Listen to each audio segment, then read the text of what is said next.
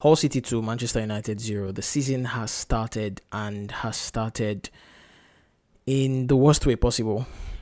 Newly promoted side against Manchester United with all the optimism, all the new signings, and I'm going to try and give as balanced an opinion as possible because it is true that this defeat hurts.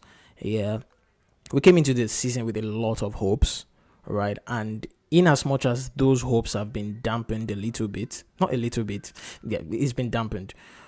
But it's also true that we shouldn't get carried away with a defeat. It hurts, but we shouldn't get carried away. Just the same way, if we had won, we shouldn't still get carried away, right? But there are so many issues, and we need to talk about some of these issues. The only place to start is to take a look at what happened just 1 week ago against AC Milan. Of course, Ruben Amorim's AC Milan played Manchester United in Poland, and it's crazy that most of the issues that we saw in the game today against Hull City were the same issues against AC Milan, right? And you know what's crazy? They set up the same way. And I remember watching a YouTube creator, who was actually talking. This is going to be a template that a lot of other teams would use against Manchester United because of how successful it was, for AC Milan. Because they played a back three or a back five, regardless of how you want to put it, And, their attacking style was, hey, just, be as wide as possible, get the ball to one side, switch it to the other side, and then spam crosses in. All through preseason, we saw how Manchester United struggled to deal with crosses. Like it was a recurring theme, and it's obvious that it has not been addressed. Now, this was the exact same tactics that Hull City employed. Just get the ball to the wing and just keep spamming crosses. And when you have a striker as big and good in the air as Oli McBurney, and then you have defenders like Shemi Ajayi, and you have tall guys, big guys in the box, of course it works. Especially considering the fact that it's like Manchester United's Achilles heel. It's been an Achilles heel pretty much all preseason, and it's still the same issue. I think this is like a big thing for Michael Carrick.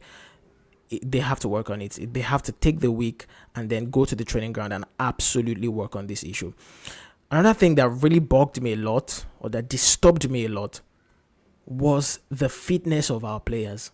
The likes of Yuri Tielemans was poor. Tielemans was really poor. Some of his passes were good. There was a particular, pass over the top he played for Bruno in the first half that was quite good. Bruno couldn't really take it down properly.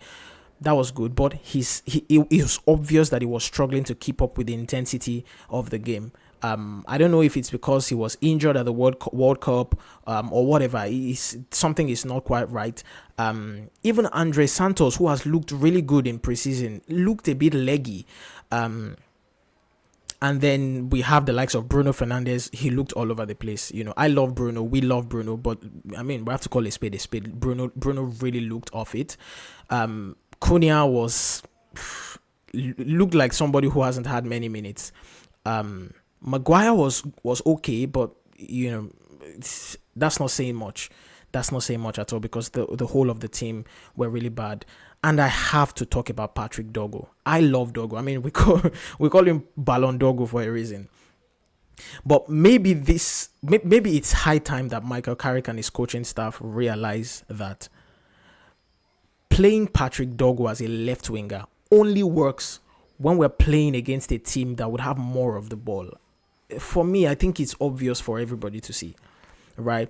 Even the times, for instance, last season against Brighton, where Dogo played on the wing, he played okay. He got a goal even from a corner, but it wasn't spectacular. Dogo is a left footer. You're playing him on the left wing. By him playing on the left wing, first of all, he's not that technically secure. But even leaving that aside, it means that whoever is playing as the left back, in this case Luke Shaw, is going to find it difficult to overlap because you have a left-footed winger. Now Shaw could easily underlap, but it's not his natural tendency to underlap, to come inside when Dogo is outside occupying the left-hand side, right? Whereas if you notice, the moment Rashford came in, I'll talk about Rashford shortly.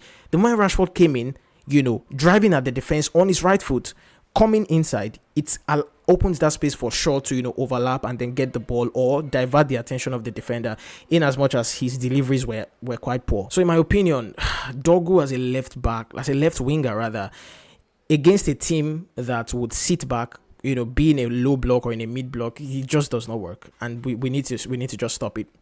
Rashford came on. It looked, at least he tried. It looked good. I particularly liked a cross it dropped on the head of Šeško, who looked really, really rusty. Obviously, this is first game in like months.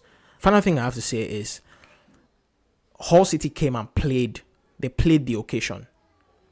They've not been in the Premier League for 10 years. They scraped through, qualified for the playoffs on the final day, and won the playoffs final dramatically with the last minute win. This is a team that they are in dreamland. They did not, if you ask them last season, they didn't believe that they would be in the Premier League this season. But here they are. They came for the occasion. They understood the assignment. First game in the Premier League back in 10 years, and Manchester United coming to town, the biggest team in England. They knew the assignment. The fans understood the assignment. The players understood the assignment. Manchester United did not understand the assignment. And in games like this, yes, it's 90 minutes. Yes, it's 11v11. But you have to play the occasion.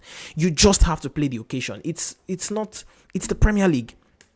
And there's nobody in that Hull City team that would even make the bench of Manchester United. Nobody.